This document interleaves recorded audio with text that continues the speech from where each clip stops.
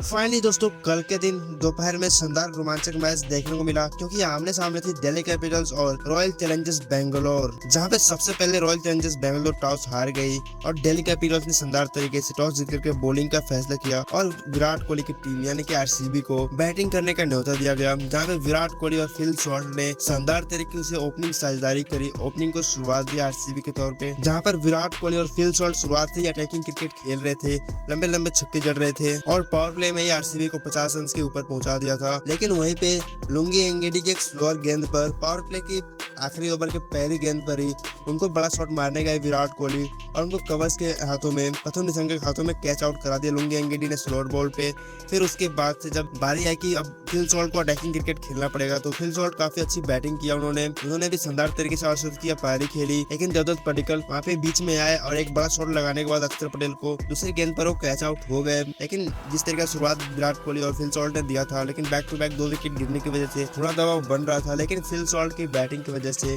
वो दबाव ज्यादातर टिका नहीं और हट गया। लेकिन वहीं पे फिल सॉल्ट ने जिस तरीके की बैटिंग करी, 38 बॉल में 63 रन बनाए, जिसमें 3 छक्के और 4 चौके शामिल थे। 165 का स्ट्राइक रेट था, जहाँ पे शानदार बैटिंग किया फिल सॉल्ट ने। लेकिन फिल सॉल्ट भी ज्यादा देर तक टिक नहीं पाए और कुलदीप यादव की एक बाहर गेंद जाती हुई गेंद को कवर्स के ऊपर छक्का मारते हुए और Tristan Stubbs Yadav catch out हो गए। लेकिन अब टॉप ऑर्डर के गिरने के बाद से जिम्मेदारी था मिडिल ऑर्डर को कि अब हमें मिडिल ऑर्डर की तरफ से शानदार बैटिंग करके टीम को एक बड़े स्कोर तक पहुंचाना है। बट जो हर आरसीबी का जो मिडिल ऑर्डर हर मैच में क्लिक हो रहा था, Rajat Patidar, Tim David, Romario Shepherd, Jitesh Sharma, इन्होंने शानदार परफॉर्मेंस कर रहे थे। बट इस वाले मैच में रजत पाटीदार 4 बॉल में 8 रन बना करके और लास्ट में टीम डेविड काफी बड़े बड़े शॉट्स लगाना चाह रहे थे, बट वो भी 16 गेंदों में मात्र 27 रन बना करके आउट हो गए।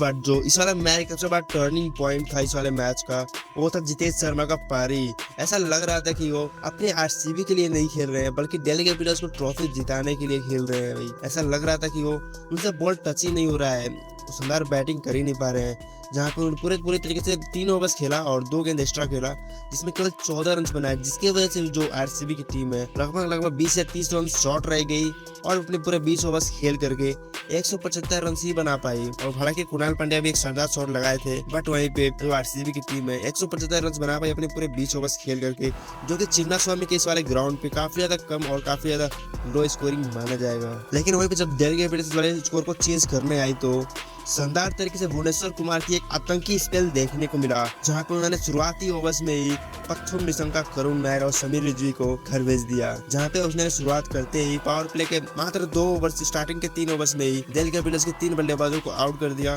बट वहीं पे उसके बाद से केएल राहुल और ट्रिस्टन स्टब्स ने शानदार तरीके से अपने पार्टनर से बुनना स्टार्ट कर दिया और हर एक ओवर्स में एक इंपॉर्टेंट बाउंड्री लगा रहे थे केएल राहुल। ट्रिस्टन स्टब्स संभल के बैटिंग कर रहे थे, जिसकी वजह से जो टीम का जो दिल्ली कैपिटल्स का जो विकेट गिरने का माहौल बन गया था अब धीरे धीरे कम हो गया था और 50 रन की साझेदारी भी हो गई थी दोनों बैट्समैन पे। बट वहीं पे जब केएल राहुल ने 30 गेंदों में अपनी 50 पूरी करी और उसके बाद से सोचा कि मैं अपना स्कोर को बड़ा करूं और टीम का जो रिक्वायरमेंट रेट है उसको कम करूं, कुणाल पांड्या के अगेंस्ट लंबा छक्का लगाना चाहा। बट वहीं पे उन्होंने शानदार तरीके से छक्का लगाना चाहा और शानदार तरीके से कैच आउट हो गए, जहाँ पे उन्होंने शानदार तरीके से 34 गेंदों में 7 रन बनाए और जो दिल्ली कैपिटल्स का जो रिक्वायर्ड रन रेट था उसे कम किया और जो रन चेज करना था उसे भी कम किया। बट उसके बाद से आए कप्तान अक्षर पटेल बैटिंग करने के लिए, जो कि काफी देर से उनको क्रैम्प्स पड़ रहे थे, बट उन्होंने भी ज्यादातर विकेट्स गिरने नहीं दिया और अच्छी बैटिंग करके गए। फिर उसके बाद जब उनको ऐसा लगा कि मैं बड़े शॉट्स नहीं लगा पाऊंगा, तो एक इंजरी का बहाना बनाया और वो चले गए बाहर। फिर उसके बाद से उनके बाद बैट्समैन रिटायर होने के बाद से डेविड मिलर बैटिंग करने के लिए आए